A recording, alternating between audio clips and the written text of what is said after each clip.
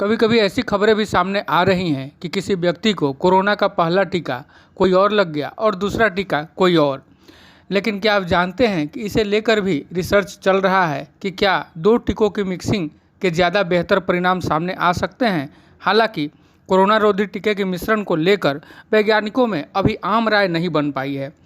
वैसे अब तक के कई अध्ययन में विभिन्न टीकों के मिश्रण के प्रभाव को काफ़ी कारगर भी पाया गया है।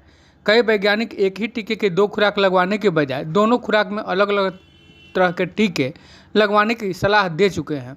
तो कुछ वैज्ञानिकों ने इसके प्रति आगाह भी किया है।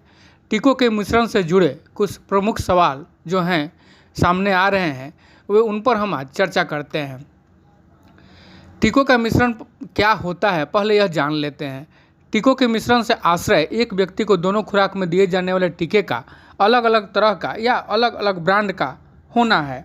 फिलहाल कई तरह के कोरोना रोधी टीकों के मिश्रण को लेकर अध्ययन जारी है। एक अध्ययन में फाइजर कंपनी की mRNA आधारित वैक्सीन और एस्ट्राजेनेका वैक्सीन के मिश्रण पर भी अध्ययन चल रहा है। ब्रिटेन में 80 लोगों पर किए गए एक अध्ययन में यह पाया गया है कि पहली खुराक में एस्ट्राजेनेका का टीका लेने के बाद दूसरी खुराक में फाइजर का टीका लेना कोरोना के खिलाफ बहुत ज़्यादा असरदार है। उधर भारतीय आयुर्विज्ञान अनुसंधान संस्थान यानी ICMR ने अपने एक अध्ययन में कोविशील्ड और कोवैक्सीन टीके के मिश्रण को भी असरदार बताया है। हालांकि भारत में टीकों की मिश्रित खुराक देने की अनुमति अभी नहीं मिली है। इस तथ्य पर गौर करते हैं कि मिश्रित टीके लगवाने के संभावित फायदे ज़्यादा हैं या नुकसान। अब तक के रिसर्च क्या कहते हैं और वैज्ञानिकों की इस पर क्या राय है।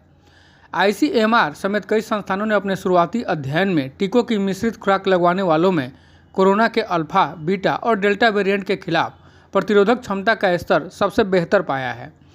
इन लोगों के रक्त में कोरोना रोधी एंटीबॉडी की मात्रा भी काफ़ी ज़्यादा पाई गई है। अध्ययन में पाया गया कि दोनों खुराक में एस्ट्राजेनेका का टीका देने के मुकाबले पहली खुराक में एस्ट्राजेनेका का टीका और दूसरी खुराक में फाइजर का टीका देना अधिक असरकारी है। अब सवाल उठता है कि क्या इस पर दुनिया में कहीं अध्ययन भी हो रहा है या अभी ऐसे ही चर्चा चल रही है। ऑक्सफोर्ड यूनिवर्सिटी के काउको समूह, अमेरिका स्थित हार्वर्ड यूनिवर्सिटी और भारत के ICMR समेत कई संस्थान टीकों के मिश्रण पर अलग अलग अध्ययन कर रहे हैं।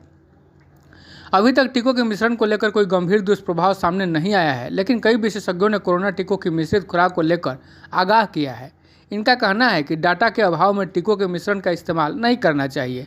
कई लोग इसलिए भी टीके के मिश्रण का विरोध कर रहे हैं कि मिश्रित टीकाकरण के नाकाम होने पर जिम्मेवारी तय करना मुश्किल हो जाएगा कि आखिर किस कंपनी का टीका फेल हुआ।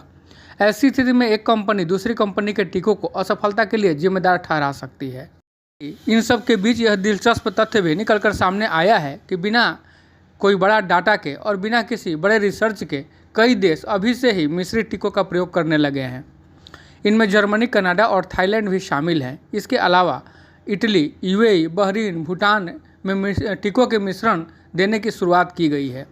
जर्मनी की चांसलर एंजेला मार्केल ने पहली खुराक एस्ट्राजेनेका की ली थी, लेकिन दूसरी खुराक मॉडर्ना की ली। अब सवाल उठता है कि WHO वैक्सीन मिक्सिंग को लेकर क्या कहता है, क्योंकि उसी का कहना सबसे ज़्यादा मायने रखता है। क्या WHO वैक्सीन मिश्रण से सहमत है?